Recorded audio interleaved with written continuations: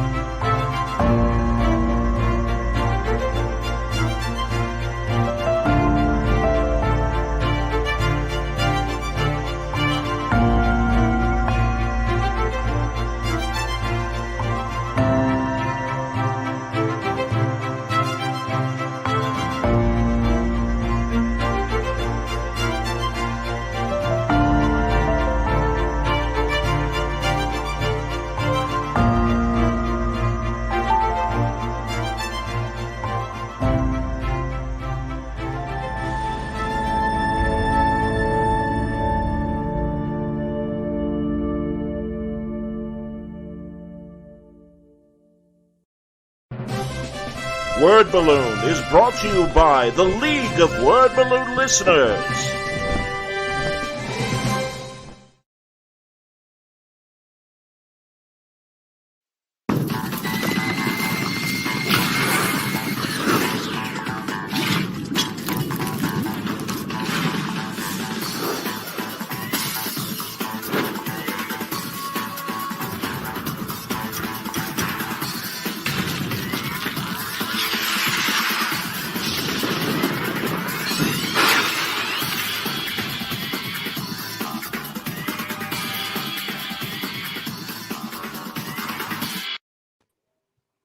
Hi, everybody. Welcome back. It's Word Balloon, the comic book conversation show. John Suntress here. Happy to welcome Reilly Brown to the show. Reilly, have we done video yet? No, you know what? I don't think we have. I don't think so either. I've watched you do video. So, and I've commented on your previous video. So it feels like I've been there, but I've never actually been on the screen with you. All right, man. No worries. And I know good past guests and stuff. We talked a lot about various things like your Deadpool digital comics and Deadpool and cable and lots of stuff. And I've got some images up for your latest project that you were kind enough to share. And that is Batman Fortnite. Zero point? Yes, 0 point. 0 point. Very cool, man. So this is great. Christos Gage is writing. You're drawing. You guys have worked together before. Am I correct? Yep, we did work together briefly on Amazing Spider-Man years ago. Right. That's right. Yes, indeed. And I'm excited to talk to you about this story. Now, without spoiling, obviously, I'm assuming Batman finds himself in the world of Fortnite. Yep, that's pretty much it. That's pretty much the story. It's just, well, I don't know if you play Fortnite yourself, John. I don't, but I am encouraged, and certainly I know a lot of people who do. But please go on. Well, the premise of the game is that there's all these different realities that are getting sucked together. And bits and pieces of them land on Fortnite Island. And that's why, if you've paid any attention at all to like the advertising or whatever for the game, they have characters like the Predator showing up, or in the fall there are all the Marvel characters, and the T-1000 was there, and or wait, maybe not T-1000, maybe the T-800. Who was the Arnold Schwarzenegger one? 800 is Arnold. Yeah. That's right. 1000 is Bill Patrick. That's right. Yeah. Robert Patrick. Yes. Ryu and Chun-Li from Street Fighter, and just all these other. They've been pulling all these crazy licenses in, and so Batman is next up on deck. So the world of DC and Gotham City, a chunk of that gets pulled into the Fortnite world. Not just Batman. I know from the images you sent me, obviously. I don't know if it's on this page. Yep, Harley Quinn. Oh, that is Harley in the bottom. Okay, very good. Yeah, Harley I guess Quinn it's and Catwoman also make appearances. Yep. I knew that, and I think I don't know if that's some Catwoman. See my short eyeballs, bud. That's Harley. Okay. Well, there's Commissioner Gordon, obviously. Yep. Can't go wrong there. No, these look great, man. Honestly, I'm very excited to talk about this stuff. So, now, and maybe I'm getting confused by the credits. Are you the sole penciler, or are there other people doing pages as well? I am the sole pencil. The series is 6 issues long. I'm doing 4 of the 6 issues. Cool. And these are, I mean, I know it's going to be digital and print same day. Yeah. And digital, print, and multiple countries and multiple languages. It's going to be a huge worldwide release. Which is awesome. But also, first of all, isn't it larger than the normal digital book because it is coming out as a full book as well, or no? I don't. I mean, it's the size of a regular comic book. It's 20 pages. Right. I don't know. Well, I know digital usually in DC's world, you know, the screens are like actually half the size of a 20-page comic book. So this is kind of a double-sized digital book, as opposed to what we normally get when we see the digital first books. Because usually it's 2 digital issues that make up a paper issue. Right. Well, I mean, you're talking about specifics that I don't really know about. Okay. It's digital like anything on Comixology would be. You know? Sure. No, I realize that too. But yeah, I guess I'm saying the usual. It's not DC like digital first books. It wasn't Batman Black and White designed specifically for a digital release. It's not like that. It's like a regular comic coming out digitally on Comixology. That's cool. No, that's great. And yeah, sorry to confuse anybody that's watching, and including yourself. But okay, that's great. I'm glad you're doing the first 4 issues. That's amazing. Yeah, I mean, what else can I say? I mean, obviously, are there subtle differences between? I mean, because I would imagine that the design with the exception of Harley, because I know Harley's getting a new design, correct? I don't think so. I was given a design for her, but it's pretty close to what she typically wears in the comic. I think there's minor alterations. Okay. Okay. Batman, as you can see from the cover of issue 2, he does get a new design. Oh, okay. Yeah. And Catwoman may or may not as well. We'll see what the press release says. I understand. All right, that's cool. Yeah, I'm actually going to bring up the press release while we're talking here. But yeah, I was wondering if you had a chance to design anything for the book specifically, or were you given not only DC Universe models to draw from, but also the Fortnite characters as well? Well, I didn't do the designing, but I was part of the group that was part of the design process. So the guys at Epic Games did the final designs, but I was looped in on the email chain with all the people putting in input, and I kept saying, fewer straps, simpler, don't kill me. I can understand that. And I think in the end we came up with a pretty good design overall.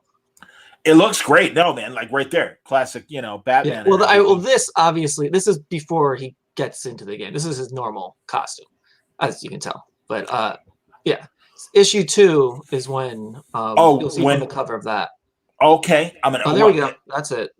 Oh, is this issue 2? Okay. Yeah, he's you can see he's a bit more banged up. So, kind of the idea is he's been see, you don't. Okay, let me explain how Fortnite works. Basically, help Grandpa. The comic series is pretty much Batman playing the game of Fortnite, but from inside the game. Right. Yeah. We didn't have to change all that much about it. So the way that the game works is that it's a free-for-all first-person shooter. Last man standing wins. But as the game, but you have the whole island to play on, and as the game goes on, there's a storm that rages around the island that slowly shrinks until there's, so the arena gets smaller and smaller and forces whatever players are left to seek each other out, and to, so you can have that final showdown.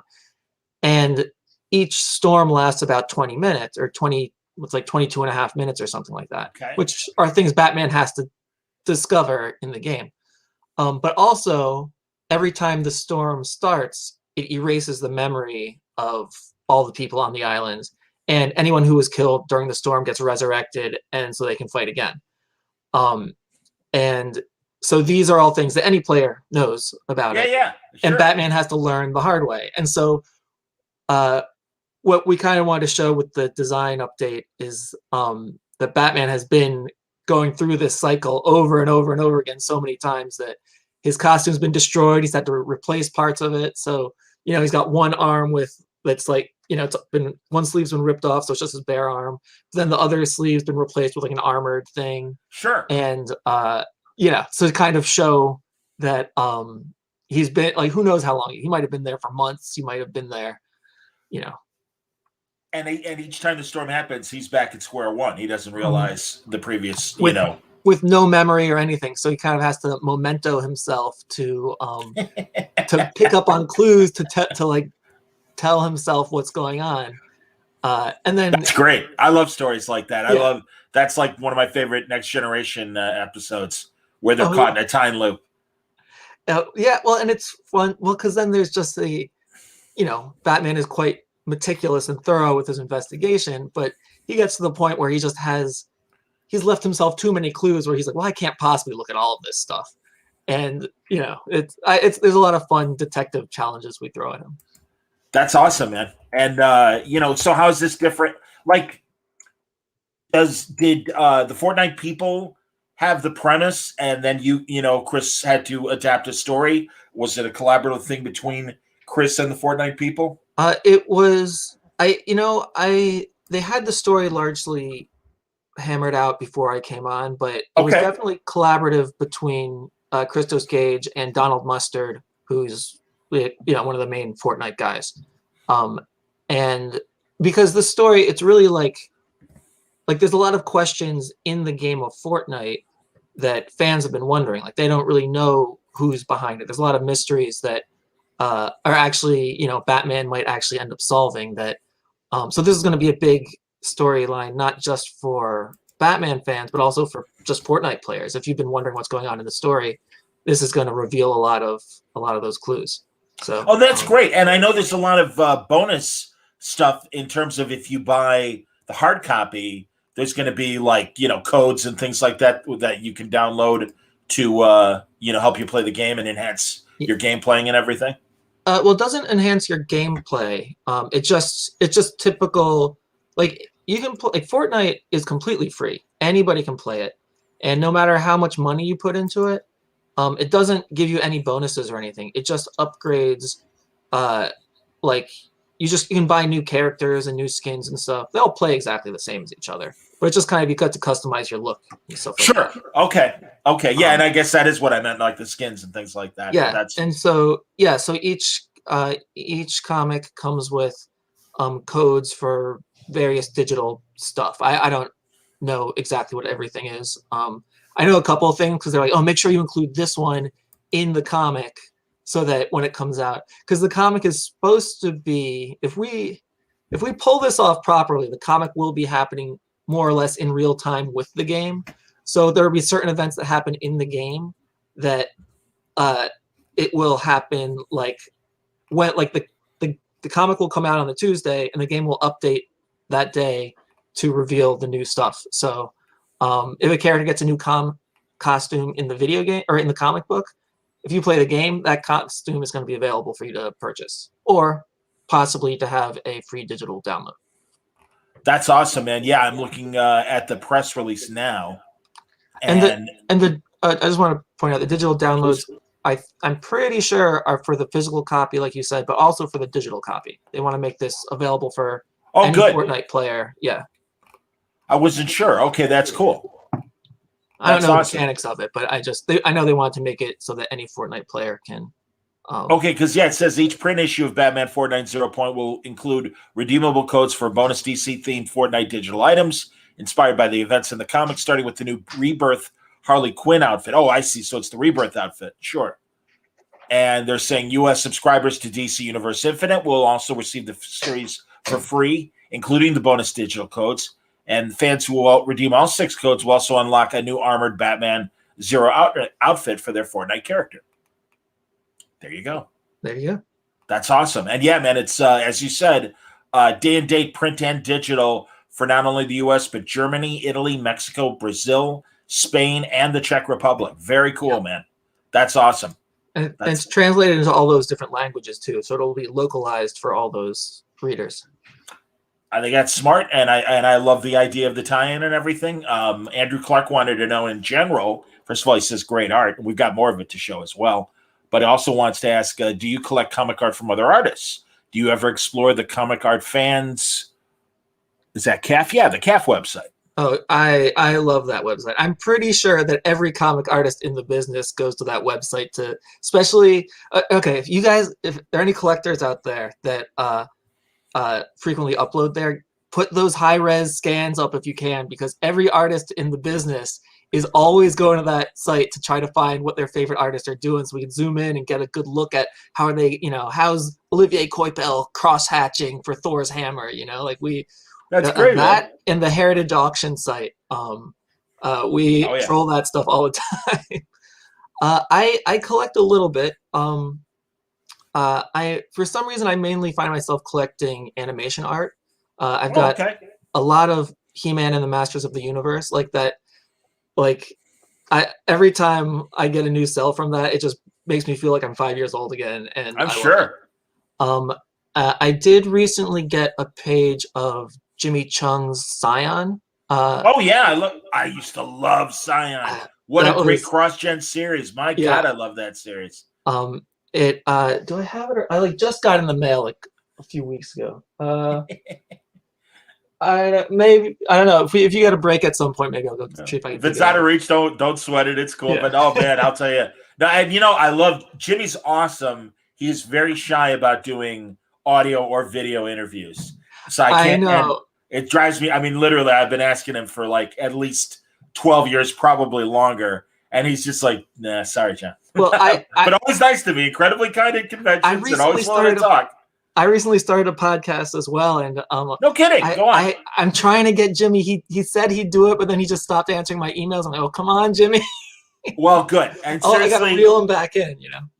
I hope you get him, because honestly, I just want to hear him anywhere in a competent interview, accent. and I trust you, right? You know what you're talking about.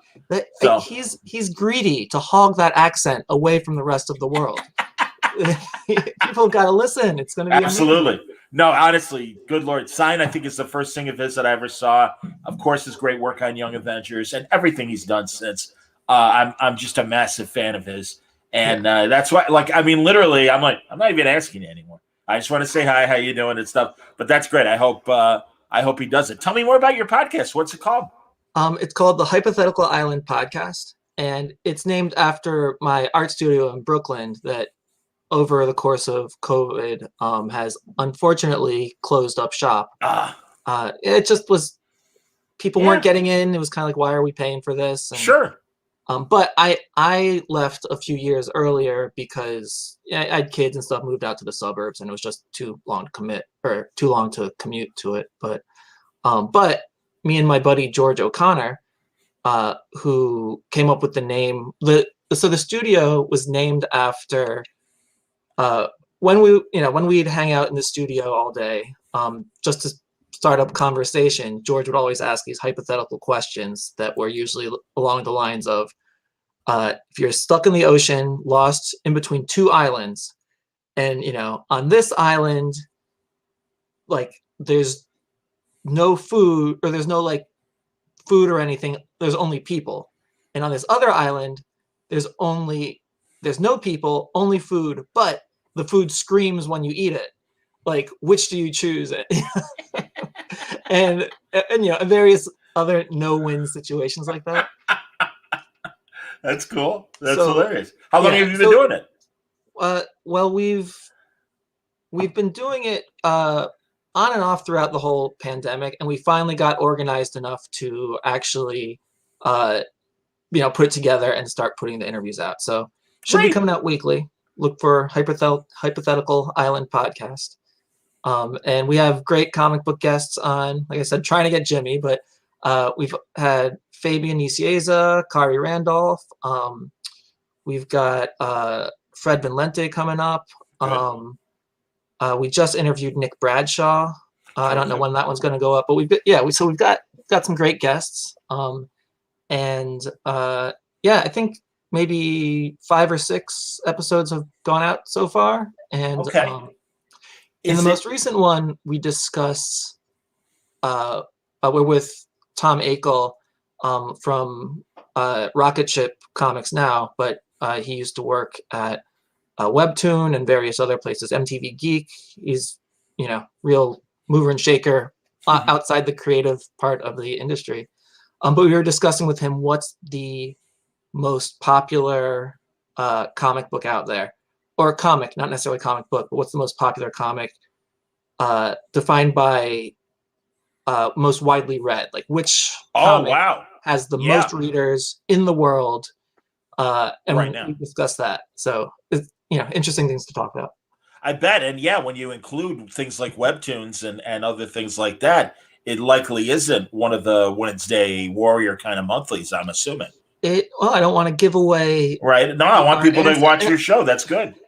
Unfortunately, we don't come to a definitive answer, but we do, we kind of build a ballpark, and there's only a few books that could possibly go into that that can possibly fit that ballpark. But so that's up now. And is it? And by the way, is it video and audio, or just audio, or just video? Just audio. We have been doing videos as well, but that is a level of editing that we don't know how to do yet. So. Oh man, seriously. And Reilly, honestly, the system I use, StreamYard, very simple and truly. Like the images that I'm bringing up of your stuff, I mean, literally, it's so simple to upload. And here, let's show a couple more pages and stuff while we're doing that. Great Harley action shot right there. We don't want to do a live podcast like this one. Because you can record it this way too. Right. Well, that's But go on. Yeah, we recorded over Zoom, so we have all the files. Okay. Oh, I see. Okay. It's just about editing. I guess because we edit the podcast down a lot to, we want it to be like not too much longer than an hour, maybe an hour and a half. Sure. Sometimes we'll just, be stuck on these islands for who knows how long, and so we edit it down. I can't conceive what you're talking about, Reilly. I mean, Word Balloon's always a good tight 10-minute podcast. I mean, we never go over that. You know that. And I don't know. George is more hands-on with the technician side of things. That's cool. So we may eventually end up just saying, here's the just put the videos up on YouTube and just say it's going to be longer than the podcast version.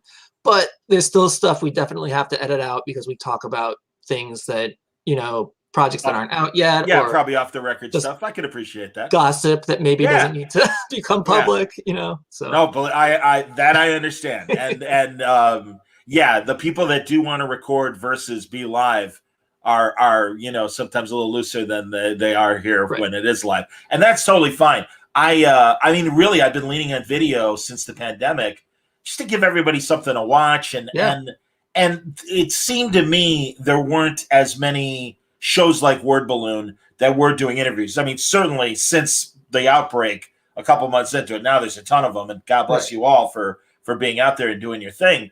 But also, I got to tell you, coming from radio and being stuck in a tight bubble and watch what you say, and got to break for a commercial every 6 minutes, I like hanging out and just doing this kind of extemporaneous conversation. Absolutely. So, but that's great, and I hope you guys. I mean, again, just and especially being an artist and everything, you've always got stuff to show. We do. That's true. But I think that listeners of our podcast will note that today I'm drinking water, not beer, like I normally do on our podcast. So it's okay, man. Because I know I don't want to talk too much about. Well, that's true. Yeah, if you're afraid of loose lips, I can appreciate that. Right. That's all right, man.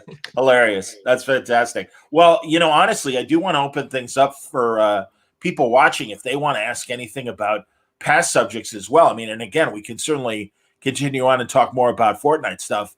But I know Ed had an interesting question, and I know it's a character you've used before.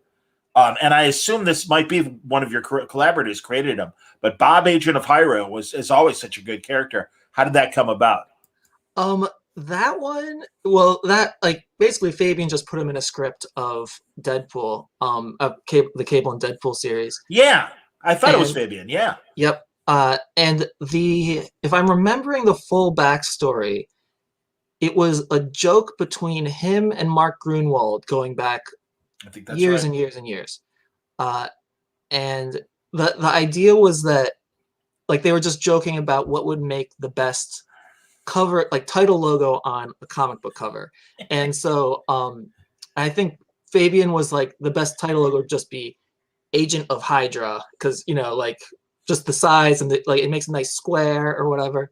Sure. And then Mark said no, it's Bob, Agent of Hydra, because you get the big letters at the top, and then and there was like they're like, that's it, that's the best cover logo that will ever be designed. And so it kills me to this day that he does not have, he's never had his own titled comic, because miniseries or anything. it's gotta happen. Like I think both think. me and Fabian have pitched Bob series, and it just hasn't happened yet, so it kills me. But then so he was in the comic, and when I get the script, I'm like, okay, there's this Bob character. He's let's just have some fun with him, and I made him just a total ham and a goofball. But that issue was the first time I'd ever drawn Hydra, and I wasn't super familiar with their costumes. Okay. I was looking at this New Avengers comic that was I think by Bendis and Coipel, and I was like, okay, this is Hydra, so I'm just going to base it on these character designs. But Olivier drew the costumes differently than they usually are, where they had like because normally they have they're in like tunics with a big H on them, and Olivier, instead, he made it more practical, so the H's were made out of like gun holsters and straps and stuff. And I didn't realize that, because I didn't know it was supposed to be a big H. But then in the script, Fabian kept having people refer to the H. They were like, what's with the H? And it was kind of a running joke. But I was looking at this, I'm like, what H? Like, what is he talking about? So I was like, well, I'll just put a little H badge on him. Same for Hydra, I guess. And so then I was like, that made sense to me. And it wasn't until later that I realized, oh, it's supposed to, he was referring to this older Steranko design. Oh yeah. But it's funny, because now anytime there's like a Hydra action figure or something like that, and they have the little H badge, I know where they got that from. Oh, that's great, man. That's awesome that they use right. that design. That's hilarious. Very cool. And so it's funny to see that happen, because it's like, oh yeah, like that's my design that you're using. Outstanding, man. That's very, very funny. So yeah, I mean, if people have other questions, you did Clean Cut Lobo. In fact, I think I have an image of Clean Cut Lobo that I managed to grab. That's right. Hold on, I think so. Hold on. There it is, I believe. Oh no, this is the cover for 0.2. Yep. Is it this one? Yes. Oh, yeah. There we go. There we go. Superman slugging out Lobo, boy band Lobo, as I like to call him. Twilight Lobo. Yes, Twilight Lobo, of course, absolutely, yes. So that I and again, hey man, you get the assignment. It's kind of like if you got to draw those back in the 90s when you had to draw Blue Superman or whatever, in the early 2000s. It's man, like it is what it is, man. What are you gonna do? But yeah, tell me about Pretty Boy Lobo. I just still have such mixed feelings about that book, because we really tried our best. And we heard all the critiques and everything the fans were saying, the complaints and everything, and it kills me because like we didn't disagree, like they weren't wrong. We wanted to do the classic version of Lobo too, also. Like that's like when they said we want you to draw Lobo, I was so psyched, because I love when I was 14. Me and my friends, that was one of our favorite characters. Sure. Bad Bastich with he had his like brain replaced by a heavy metal CD, and like it was awesome. And so I was like psyched. They sent me the character design, like, oh, this is different. And the thing, but we're like, we're gonna make it work. But they just, for whatever reason at the time, they wanted to have as little of the classic Lobo as possible. So they really wanted to distance themselves from that. And we were like, well, maybe if we could hang on long enough, we could bring him back. We could try to figure out something to do. I had this great idea. I'm like, well, what? Because on the first page of issue 1, you see him holding classic Lobo's decapitated head. I'm like, well, what if like the head is a recurring character that keeps trying to kill him? Like that way, like that, like as a fan, I think that was awesome. So I'm sure that gives the classic fans at least something. The DNA is part of the book, but yeah, I don't know. The powers that be just weren't into it, and so we did what we did. Sure. And No. it was fun. Like if we did the exact same book, just gave him a stogie and gnarlier hair, we could have done everything exactly the same, and it would have been, it would like everyone would have loved it. But I still think, like when I look at the original artwork that me and Nelson did, that's some of my best work, man. I really love how that turned out. But hey, now he's gonna go down as the forgotten weird boy band Lobo. Yeah, it's Blue Superman all over again. No, I understand, man. And it's what else can you say? I wondered because Giffen created him completely, didn't he? Art and writing him, I believe. Was he the writer of that issue? From what was it, from Legion of Superheroes?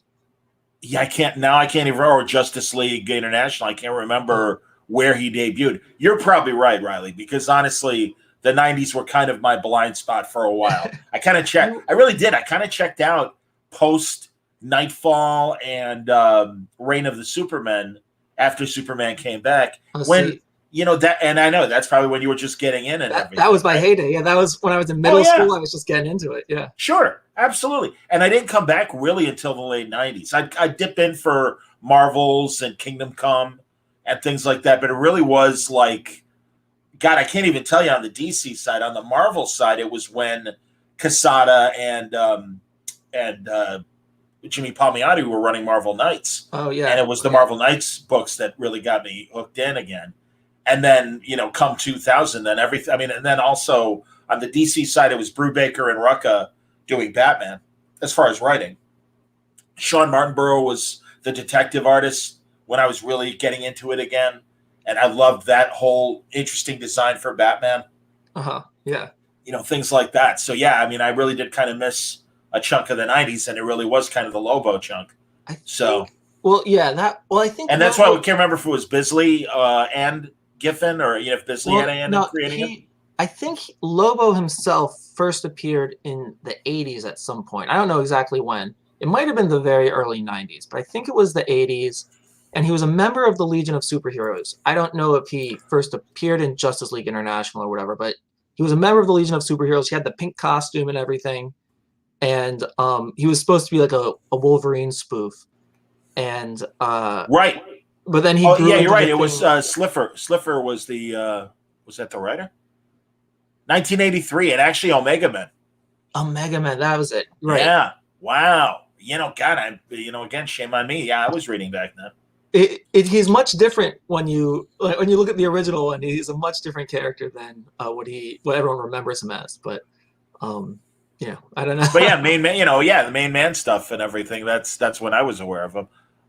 There we go. Andrew's got the answer. Omega Man 3, first Lobo, Sulfur and Giffen, indeed. And I know, like you said, I knew Keith created him as kind of a comment on the more extreme heroes that were coming out as a joke, right? And it's like, yeah, why are we still making these comics and everything? But of course, I'm sure he's not minding the royalties that have come since then. He only got bigger and badder since then, yeah. So no, that's awesome, man. And I loved what you were doing digitally on the Infinite comics and things like that. Are there any? Is the Fortnite Batman book? Is it pretty much the same book, both digitally and and the paper version, or are there other enhancements on the digital side? I imagine it's the same. I haven't done any digital stuff with it at all. It's just, as far as I'm concerned, it's just a traditional comic, and I'm not doing any of the Power Play Infinite comic stuff with it. So, gotcha. Yes, and good that you mentioned Power Play apps, actually, because I did manage to grab the copy of the first issue there to pop up for everyone's memory. It's what do you think of where digital is right now? Because it seems like, especially with the price point of the paper books and stuff, I'm wondering, and we're even seeing a change at both DC and Marvel in terms of the size of the paper product and things like that. Where do you how, as someone who's done as much digital as you've done, both on your own and for the big two? I don't know. I think as far as digital comics, the way to go, I think, or like I think what's really leading the way is Webtoon in that format. Um, and that's like it's a different audience. It's a much younger audience, and um, but it's a huge audience. Like those are definitely the readers Yeah. of tomorrow. That's how they're getting it, and it's all free there. So, um, and that's much different. I know that the people at Marvel and DC are looking at that and wondering, is it possible for them to, tap into that audience somehow? And I don't know if they have any plans to, but it's the way it works. That whole business model is so much different than the comicsology model that it doesn't. It's not the same audience. Doesn't function the same whatsoever. Is it, beyond exposure? You've done a couple webtoon comics, haven't you? Well, just Outrage, but Oh, we're in season Outrage, right? 2 of Okay, and that Outrage was right you, now. So yeah, and that was you and Fabian, right? that's right. Yep. Yeah. So I mean, beyond exposure, I mean, from a, and again, as I always say, I'm not your accountant, I'm not the IRS, but I will ask, like, just in general, was it worth? Have you enjoyed the webtoon experience? Is it something you would pursue? Is it Yeah. something financially that makes sense for what you're doing? It makes sense to me. I've got no regrets. It I don't know. I shouldn't talk too much about the financial stuff, but I will Yeah, say, like I said, I don't want you to talk about anything yeah, uncomfortable, but yeah, Webtoon is, financially they've been very good to me, and I've okay, got no complaints about that. cool. And Yeah, I mean, plus the other thing is it's creator owned, so there's all the financial opportunities that come with having a creator owned comic as well. do you get rights back after a certain period of time, or does it not matter? They keep the digital rights and you get to do whatever you want with it from a paper standpoint? Fabian and I recently had a very good conversation with a print publisher recently. I don't want to announce anything. No ink has been dried or even taken out of the pen yet, but All right. we are. It's something we're looking into, and we expect should at some point happen. Hopefully in the not too distant future, but it's something we definitely want to do as a print version, and things are looking good on that front. They're looking promising anyway. So Power Play was your breakthrough book, am I right? as far as digital goes, I'd already worked on Deadpool for years before that. Oh, excuse me. Okay, and I, Um, again, and I know we've talked about Power Play in yeah. the past, and also Deadpool. Um, well, I was going to say though, and especially in this last 12 months that we've all been on lockdown and everything, and we had that pencils down moment. I don't know if you were impacted by pencils down. Regardless, are you looking at some of these other platforms? I mean, you already have obviously with Power Play, with outrage and things like that. But yeah, I mean, beyond those two spheres, have you thought about Panel Syndicate or some of these other platforms that um, are available to do I've comics? talked to, I don't know. I've got friends in at a lot of different companies and a lot of different platforms, and so there's so many people. There's a lot of people doing really cool things that it's like, oh man, I'd love to be a part of that. Let me just wrap up my current commitments and see where we're at. So who knows what the future is going to be, but there's a good chance it'll be exactly the same. Like maybe in a year from now I'll still have outrage at Webtoon and something at DC or something. I mean, who knows? Or maybe I don't know. There's a lot of, see, you asked me that question, and there's just like at least 3 or 4 different conversations I've had not too long ago come to mind that I'm like, oh man, I totally want to do that one. Oh, I want to do that one too. Who knows? So we'll see. Okay, There's different no, that's cool. opportunities. Then I'm a freelancer, so whoever is paying the most. I hear you, man. Well, here Ed asks about another one of your creator-owned things, and that's Dash Hudson is a wild ride. What inspired this noir or spy thriller with tentacles and fish people? That one, that was an interesting one. That's one I had so much fun working on that project. It how did it come about? Well, that was one that came from working in the art studio, because the whole building was like a warehouse that was converted into artist spaces. And I was just meeting one of the neighbors that had recently moved into the building, and he was an artist on the weekends, but and like after work and stuff, he did like fine art stuff. Alex Nero was his name, and Okay, yeah. he but his day job was working for this company, Ghost Tech, and they made waterproof cell phone cases, headphones, merchandise like that. And he was in charge of branding there, and he just had this crazy idea that he like, listen, we want to have just content for our website, and he loves all the digital stuff. I think I was talking to him. I must have been working on some digital Deadpool thing, and Okay, yeah. and because I was showing him that, and he's like, "This is exactly what we want to have. We just want to have content on our website." And so that was kind of where it started, and was just talking to him about ideas, and they gave me just total free reign to kind of go crazy and push the envelope. And so I was kind of like, let's see what I can get away with, and it just got crazy. And like, so I was just kind of like, when I was coming up with the story, and it came out weekly, just very short, more or less 1-2 page things every week. But it was a continuing story, but I wouldn't necessarily plan that far ahead. So I'd kind of write myself into corners, and I'd be like, okay, how are we going to get out of this one? And I'd be brainstorming. I would just take whatever the weirdest, craziest idea I could was, and just see where it took me, and it was fun. I wish I could have done more. Now does Ghost Tech own that, or are you yeah, able yeah, to? they paid They me own it very outright. well for it. Cool. They own That's all cool. of it. No complaints there. And I is it wanted to still try on? to talk them into doing a print version, and I almost did, but it would take a lot of post-production work. There was a publisher attached to it at the time. I think they're still attached to it, but they don't. I don't know. It seems like it's kind of stalled, and I understand. No, I think it's it- more editing and production work to make it fit on a physical page than what they expected it would be, and so that was kind of that. I understand. Is it still on their website? It's not on their website, but they told me, I made a deal with them. I'm like, listen, dude, I'm doing all this work. I don't want it to just disappear if you change your marketing campaign. And they're like, okay, yeah, if we ever take it down from our website, you can just put it up on yours. And so you can see the whole thing on my website, which is ReillyBrownArt.com. Yep, I'm actually typing that up, so we've got the banner there. Oops, did I do it? Yes, I did. I think I did. There It should be Oh, pretty easy to find. Yeah. Yeah, as opposed to the carrot, it's not. I'll edit Right.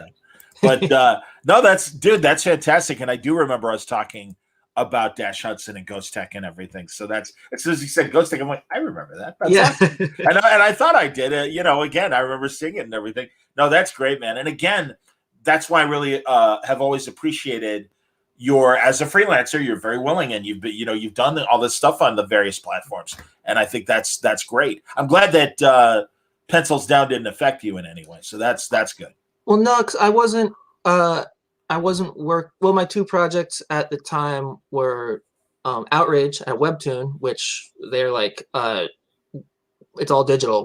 Doesn't affect us whatsoever. And the Batman Fortnite thing, which was I mean that I think that they were just like, yeah, the timing of this has to time with the video game more so than whatever the direct market schedule is. Sure. So this is just full steam ahead, and we'll be ready when it's ready. And there were delays. There were publication delays. Like it originally, well, I don't know the whole behind the scenes story, obviously, but I think some of the publication delays were COVID related and some were Marvel related, because Marvel was doing their thing with Fortnite. with Fortnite, sure. Which I don't think the DC people knew was happening. Like we started working on this before the Marvel thing started, and that affected certain like business, comic book related business deals. And sure. So, well, anyway, and the point is, so it's coming out now instead of So. No, that's awesome, man, and really, again, much like being able to do. I mean, obviously, Fabian, co-created Deadpool and everything, and put so much of his, the personality and stuff. And I mean, it's always great when he's doing Deadpool and Cable. But that said, too, I always say Chris Gage is a very underrated Batman writer. And if you really look at his body of work, he's written a lot of really good Batman stories. Yeah. And so that's terrific that, you're working with Chris on this as well. Yeah, it's a blast. It's a great story. It's a lot of fun. I mean, it's just, I'll tell you, the story is just nonstop action. I love it. It's just Batman fighting tons of crazy Fortnite characters and other non-Fortnite characters that other friends of ours from other. I wonder who that could be. Obviously, hold on 1 second. I'm gonna zoom in. Oh, nice. You know this guy. What's that? Is that Snake Eyes? That is. That's what I was gonna say. Wait a minute. Yep, he's gonna be in issue number 3.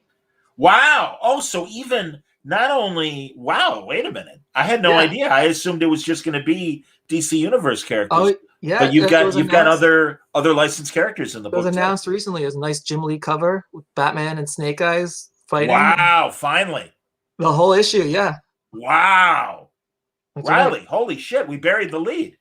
I had no idea. Well, I thought you knew. It was in the press stuff, so I thought you knew. Are you kidding me? Good Lord. I'm busy watching I Love Lucy from 1952 like an idiot. Get with the 21st century, man. Okay, boomer. I know. I suck. I know. And honestly, on the subject of what's current and stuff, I'll confess I've only watched 10 minutes of Falcon and Winter Soldier, but it's the 10 minutes I've loved. I get distracted and I'm like, well, if I'm not paying attention, I'm not going to, I'm going to stop watching. More so with the Snyder Cut. I'm only 2 hours into the Snyder Cut. Only 2 hours in. Yeah, but I got to say, I want to know what, if you finished it without spoiling. I like what I've seen because I'm really anxious to talk about it.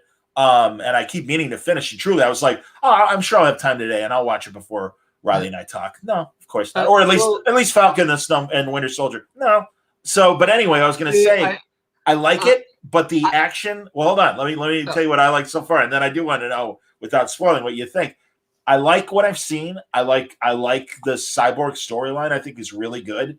I like that it is so different from what we got in the theaters. I do think some of the action scenes, and hey man, if he's got the footage, go for it. There is no such thing as too long. Again, this is word balloon.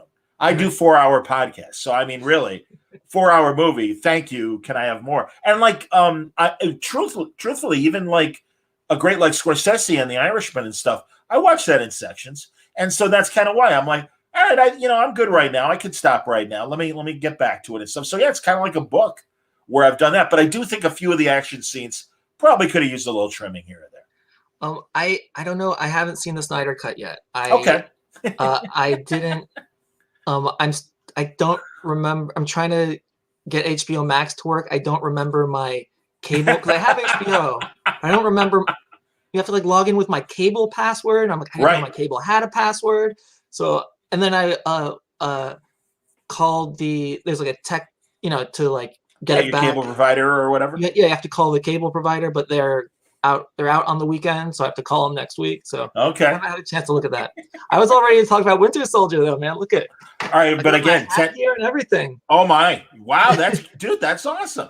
Yeah, that's great. I got a friend who works on the set. He's a cameraman for a lot of the Marvel stuff. Yeah, that's fantastic. Jesus, it was cool to see his name in the credits, but he got me this hat, and I was just like, yeah, man, that is fantastic. No, that's a nice get. Absolutely, man. Well, I mean, I all I've seen are the Falcon action scenes, and I love them, and they look great. And goddamn, I'm so pleased that they gave him such effective fight scenes. Am I wrong? But on the transport plane, is that George St. Pierre? Is that Batroc? It's Batroc, yeah. That's what I thought. Absolutely, man. That's fantastic. No, and I was really happy that they brought him back. And I've seen some screen caps. If people haven't seen it yet, I won't spoil. And I already knew kind of where the story was going. But the first 10 minutes of it are phenomenal. Like that 10, 15 minutes, however long that flight action scene is, it blew me away. Like, agreed. Man, I was like, this isn't even a movie. This is a TV show. Well, it's interesting because again, I've been having this conversation with friends ever since even Superman and Lois debuted, because I really think that pilot for being a TV show was exceptional. But I'm like, they always overspend on the first episode because they want to suck you in. I go, I am not against Bible shows or or we're gonna have to cut down on this chapter because we blew so much on the first chapter, or whatever. That's fine. Yeah. Again, I haven't seen the entire episode yet, so I probably will continue watching after we're done talking. But yeah, I kind of, I've enjoyed what I've seen. In fact, here, Ed's got a comment. He says, Falcon, Winter Soldier, get these buddy characters together sooner. Only 6 episodes. We'll see, Ed. Yeah. I'm cool. We'll watch. WandaVision, what'd you think?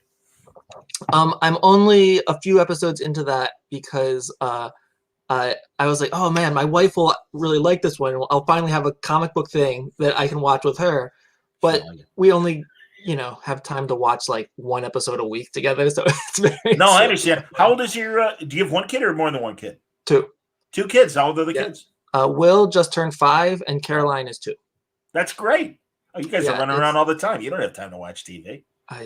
Well, that's the thing. Yeah. I understand. No, I get it, man. Will is a trip. He loves all the superhero stuff. He just wants to hang out in my studio all the time, and he always, he'll read my comics and walk off with my reference. But then sometimes I'll do the same thing for him. I'll be like, oh, I need to know what Batman looks like from a certain angle. And I'll sneak into his playroom and take his Batman, and then he'll see his Batman on my studio. So I'm trying to get the lighting right, and he's like, "That's mine." He gets all upset. It's very funny. That's terrific. Nerdette wants to know, speaking of kids, are you excited to see the children's reception to the Batman Fortnite book? I know my nephews are so excited. That's one of the things I've loved about working with Outrage, and I'm hoping that this Batman Fortnite thing has the same effect, where it really reaches out to a younger audience than what because that was something going to conventions. Working on Deadpool for years, all the fans of Deadpool are like my age. Sure. And I'm always like, okay, for the as a freelance artist, my retirement requires that there be younger fans to continue to buy my work, and not fans that are my age or older that are already dead. So So yeah, hopefully the Fortnite thing will get a lot of these middle school and high schoolers that have been playing Fortnite all pandemic long, and that'll be cool. Just like the Webtoon audience, Outrage over at Webtoon, that's a much younger audience, and Fortnite hopefully will be too. And hopefully Fortnite will get because of it's going to be coming out over the spring and summer as COVID restrictions let up. Hopefully it starts to get kids into comic book stores. So they track down their local comic store to get that free code for a Harley Quinn skin for Fortnite. Absolutely. I agree. I hope that I really I only know so many retailers, but I really was pushing it, reaching out to them, being like, listen, guys, I don't want you to sleep on this opportunity. I hope you recognize how big this opportunity is. Kids are crazy about this game. They are crazy about it. They're dropping all their allowance money, to get whatever the new skin is or what, and just for whatever it is. So if they've got free skins for some cool stuff in these books, they're gonna want it. You're gonna have a whole new audience looking for these. I understand, man. And again, I'm not a gamer, but I've certainly watched the World of Warcraft craze, City of Heroes, Pokemon Go. All these different, really, no. And right now, you're right. For the last couple of years, it's been Fortnite. And for all these decades, haven't we been saying man, why don't they bring the comics more in on the advertising? Why don't they say in the movies to go to your comic book store? Why don't they plug that stuff? Yeah. This is it. This is what it looks like when it happens. So if you're any retailers listening, FOC for issue 2, I think is this week, which I don't know if the week for ordering ends on Sunday or Monday, but usually Monday. Mondays are usually final order. So is it tomorrow? Is that the for issue 2? The FOC for issue 1 I think was a week or 2 ago. And there's an opportunity here. Don't mess it up for us, man. No, I hear you. We could really bring in some new blood here. No, I understand, man, and you're right. And I do think that slowly, both. I mean, and I guess really the onus is on the comic book companies trying to make these deals more so because I think honestly they need it more than the game companies Well, just in terms of demand. You know? the game's doing fine, but let me. That's Yeah. one of the most fun things about working with it. Like, if you're working for these companies on a like cross company crossover with a video game property or something like that, usually, from I've never had to deal with this, but from my other artist friends, it usually sounds like it's a nightmare where you have to have so many different levels of approval and stuff, and the like the video game company or whatever won't understand that, oh, you can't just change this guy's mask now. Like, this isn't like a last minute thing where I have to change a whole month's worth of work, or like it sounds like a lot of times it's a total nightmare doing these things, but that has not been my experience here. Like, Donald Mustard he's working directly with us. It's not so that like the approval, there's no approval. The approval is just we ask him. He's he responds to the emails and stuff right away. Also, he's an artist himself, so he gets it, and he's a huge comic book fan. So I think, like, honestly, from working with him, I feel like he's just a huge Batman fan, and he just wants to do the coolest story he can. Like, he's like, oh, I've got this video game. It's got a mystery. Wouldn't it be awesome if the greatest detective ever solved the mystery in my video game? And that's when Snake Eyes came in. He was like, I want to be the platform where, like, to have Batman fight with somebody who he's never encountered before. They're like, we had a lot of backups because there was a certain amount of approval for that one. And I don't know what, like, I know some of the characters he's got coming up in Fortnite, and I was like, dude, if we could get that one, that would be huge. He's like, well, we'll see what we can do.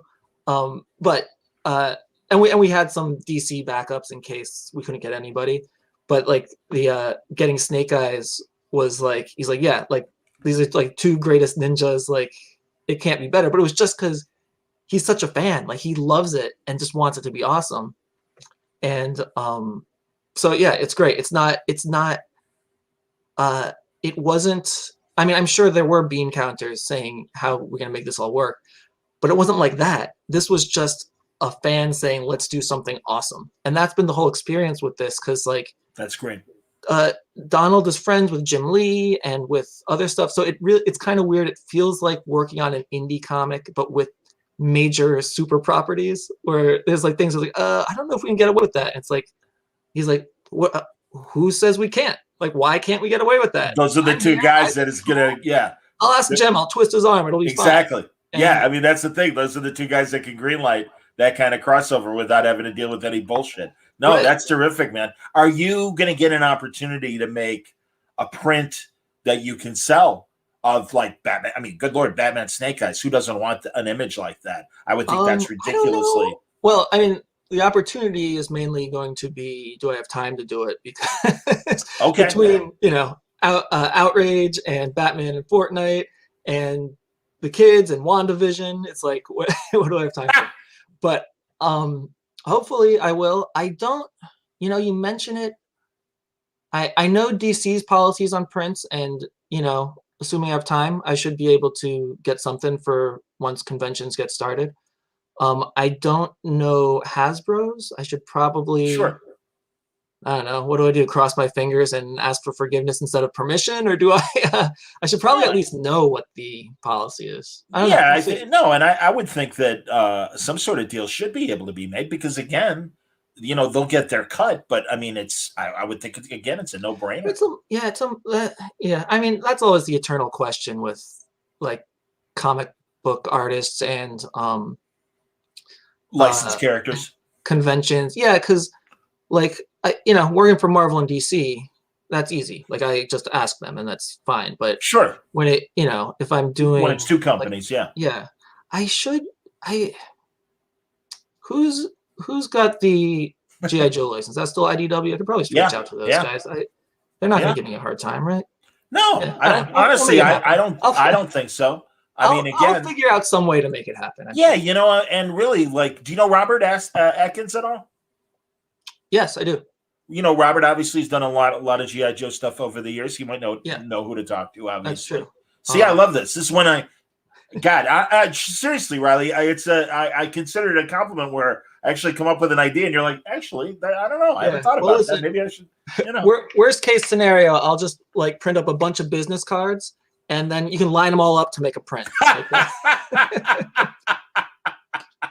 Not a bad idea. They're not going to tell me I can't make business cards. Absolutely. No, that's great, man. And seriously, it's something I never really considered, but having done these online conventions the last year or so, suddenly I'm aware of this revenue stream for artists. And it's like, oh, you know, I don't know. And really not only live conventions, but really even being able to potentially sell them digitally or whatever. Yeah. You know? Yeah, I don't know. Well, I've planted the seed. It's all right. Yeah. You know? We'll figure it out. I don't sell my stuff. I know I think it's kind of looked down on for artists to sell their prints like online and outside of conventions. Okay. At conventions, it's considered one thing.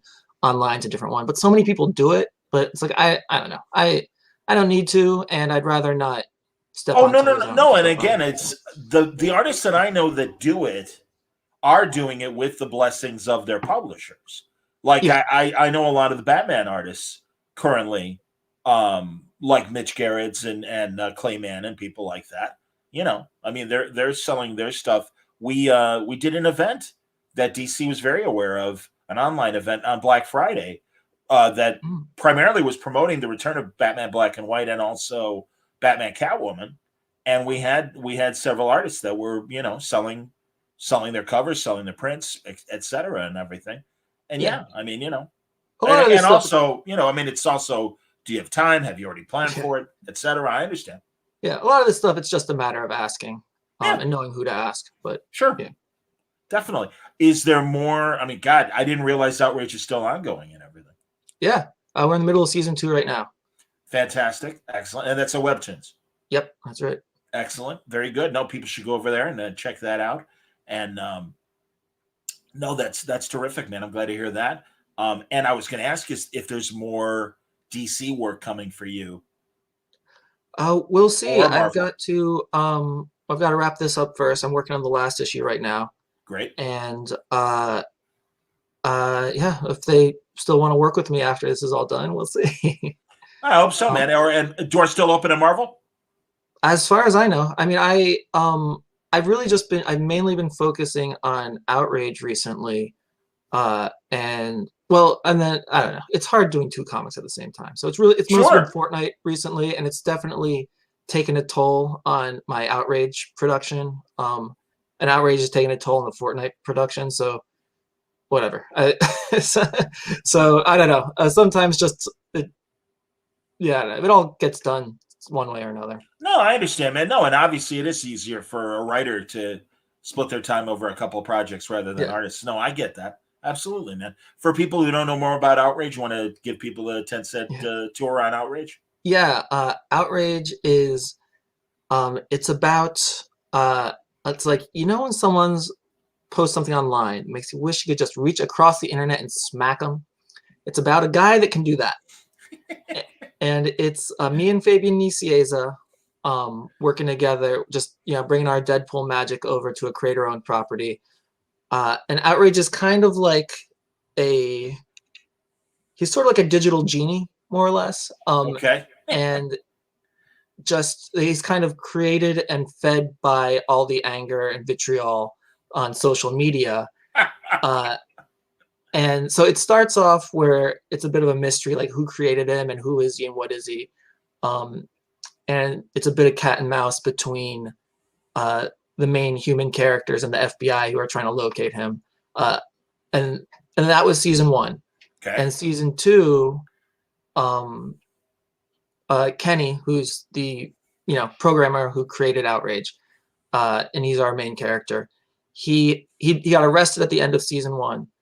And in season 2, he's doing his community service. But when you're this super smart computer hacker like he is, your community service is working for the FBI to, you know, for their tech ops, stuff like that.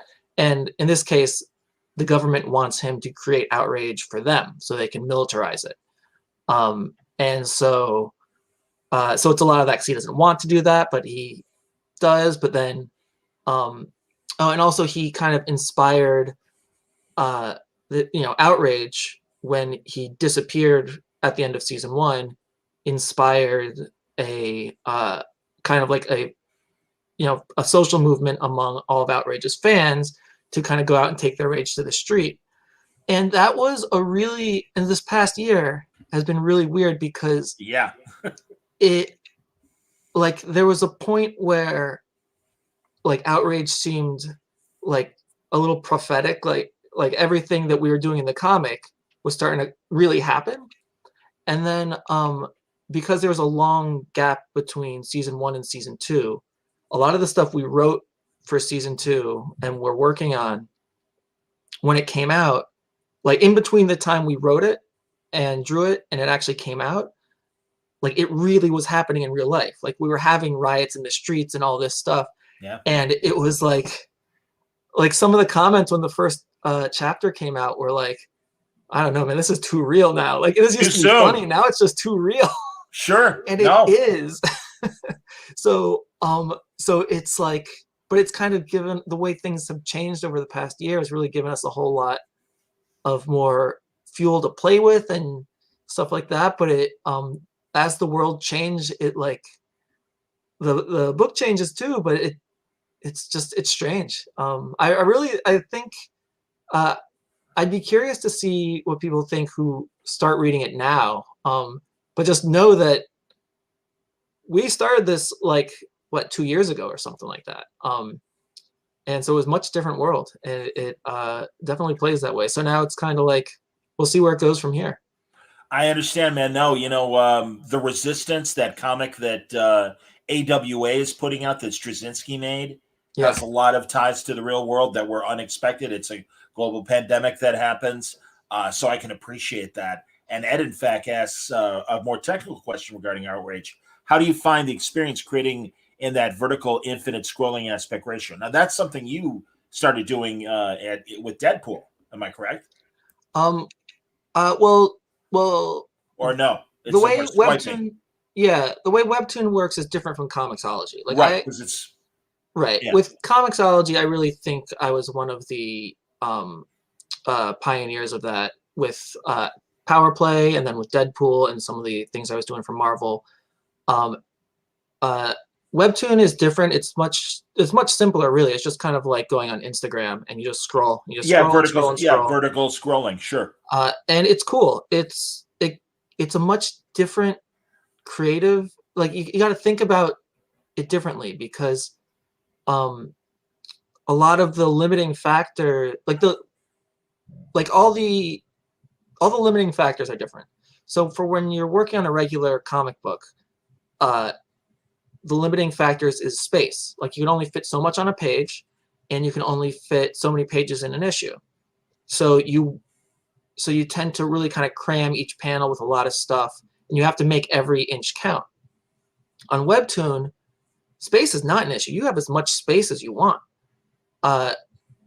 And because it's digital, like people mostly read it on their phones. There's a lot of cool stuff you can do. So one of the things I kind of learned early on was that, okay, don't have so many, have as few elements in each panel as possible. Like one panel that has a ton of stuff in it just goes by quick because you're scrolling, like whoosh, whoosh, whoosh, whoosh. Yeah. And interesting. So that one panel is not going to last you very long. You have to stretch that panel out. So maybe instead of one panel with 5 elements, like 5 characters or whatever, you have 5 panels, each that has a close-up of each character. Sure. And because you can really make it feel like you're writing a whole novel just by giving the readers a little bit more space and a little bit more room to breathe. But then there's other cool stuff you can do, like in a print comic book, if you do like a double-page spread, you automatically, whether you're paying attention to all the panels or not, you see all the panels on the page, at least out of your peripherals. But on Webtoon, you can actually make panels that are bigger than the screen, so the reader can't even see the whole panel all at once. And that can lead to a lot of interesting storytelling things where, like, you can start at the top of the panel as you're scrolling down. You think it's one thing. By the time you get to the bottom of that same drawing, you realize it's a totally different drawing. And you don't see the next panel coming. So like every single panel has the potential to be as surprising as a page turn in a regular comic. Yeah, it's a much different medium, but it's fun. There's a lot of cool creative stuff you can do with it. That's awesome, man. No, I every time I have a Webtoons creator on, I sometimes watch it on my laptop versus my phone. And talking to you reminds me, I really should just download the app and start reading that stuff there, because, like you said, that's how most people are consuming it. Yeah, and get that feeling that way. So, in fact, I was just gonna say, so many, like, the difference between people using their phone and other things, like a lot of times, if the iPad or tablet, whatever your tablet is, if the iOS updates, they'll forget to update their software for that, because they're just focused on the phone. They don't even notice that the iPad's been changed. So sometimes the iPad app doesn't actually work very well, but the phone one always does. The phone one, like, that's sure, they've got millions of readers every day with that. Right. Well, I know. Am I right? Webtoon started like in South Korea, right? Yep, that's right. And that's South Koreans. They consume digital mostly on their phones. Yeah. And that's really cool. And it's been, again, dude, I swear, these last 15 years doing Word Balloon have just been fascinating. Watching going from web comics here in the States to the innovations internationally. And again, just the differences of platforms. I mean, I remember when the iPhone first was doing digital, and I'm like, do you really want, an image that's only this big? I'm like, is that okay? I mean, what's going to happen to the splash page and things like that? And then all of a sudden it was like, don't worry, here comes the iPad, and it's almost the same size as a comic page. And it's like, oh, well, that's insane. That's fantastic. And then, and also the colors and all the, the images look so much better, I think, digitally than on paper. I still love paper, don't get me wrong. But, it's a really fascinating time. And then, like I said, when Webtoon started happening, and talking to all of you, men and women that have been creating on there, it's fantastic. Katie Cook and Dino, Dean Haspiel. Yeah. I was wondering if your studio was that Gowanus. Is it Gowanus? Yeah, Dean was there. That's what I thought. Yeah. No, that sucks, man. And I know kind of rezoning kind of screwed you guys up too. Am I right? It wasn't rezoning. It was landlord just completely neglected the building whatsoever. And eventually we just had to get out of there. Understood. Yeah. So, well, on a lighter note, Outrage at Webtoon season 2 just getting underway. Season 1 already there, so you got plenty to read. That's right. Yeah, and that's great. You and Fabian Nicieza back together again. And as we said, Batman Fortnite 0 Point starts in just about a month, around April 20th, I believe. Yep, is issue 1. So that's great, man. Congratulations. As always, I'm so happy for you when you get these cool assignments. And as always, good check-in. Again, the name of your podcast. Hypothetical Island. Hypothetical Island, now available wherever you can hear podcasts. Hopefully soon to be a video podcast as well, but no rush. We'll see. Yeah. Yeah, don't make yourself crazy. It's all right. Congrats, Reilly, as always. I'm glad we're checking in, and I hope we'll see each other face-to-face. I am optimistic with everything that's going on right now as far as vaccines. And, I'm already talking to con organizers who are like, I'm starting to feel better. I got an early fall con, and I think people might actually travel. What do you think? And I'm like, God, I think once the CDC says it's okay, I mean, Christ, people are, spring break is happening as we're talking. Well, and people are, wrongly traveling. No, and I realize that, but yeah, I think, no, and honestly, it doesn't sound like people are getting sick on airplanes. So I think that is a positive sign as well. Yeah. I've got my dates to get vaccines coming up in the next few weeks, or the first one's in a few weeks, and then the next one's a month after that. So I'm excited about that. Me and my wife just booked a hotel room to go to a friend's wedding. Wonderful. That's going to be in May, which, got canceled last year, which was just like so many weddings. We were going to so many weddings last year. Heartbreaking, yes. So we were able to rebook one of them, and so we'll see. You know, I mean, I think once people get vaccinated, I'll feel a lot better about things. And hopefully people, you know, at this point they understand wearing a mask, and that was probably still have to wear a mask for a while, but I don't know. We'll see. Once I get that vaccine pumped through my blood, like, I'm psyched about that. I hear you, man. No, I feel the same way. But congratulations, dude, and really all the best with Batman Fortnite and everything else that's going on with you, and of course Outrage. So Thanks, John. Keep up the good work. Thank you, everybody, for watching Word Balloon tonight, and it's gonna be a fun week. What can I tell you? I'm trying to think of what's coming up. Definitely Wednesday, I'll be talking to Sanford Green, and that's going to be a lot of fun. And he's either going to do a Word Balloon Live one-on-one like we're doing, or he's going to join me, Art, and Franco, and all the guys on the Oh Yeah podcast. One of the two. Cool. So, because he likes coming on with those guys, which is going to be a lot of fun. Sanford's amazing. Love Sanford. Absolutely. Yeah, he did some webtoon stuff at some point, I think, too. I think you're right. Also, Friday, Amy Chu is going to be on. Oh, I love Amy. Yeah. Amy's great. And yeah, looking forward to talking to Amy and everything that's going on with her. Thursday, for the fight fans out there, Big Bout Podcast will be happening. And I'll be talking to my friends from Ringside Seat. Lots of great boxing happening over the last couple of weeks.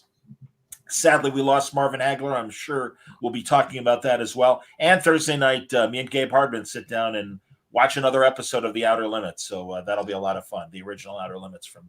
See, that's what I'm saying, man. I'm not paying attention to the headlines. I'm watching TV from 1964. What can I say?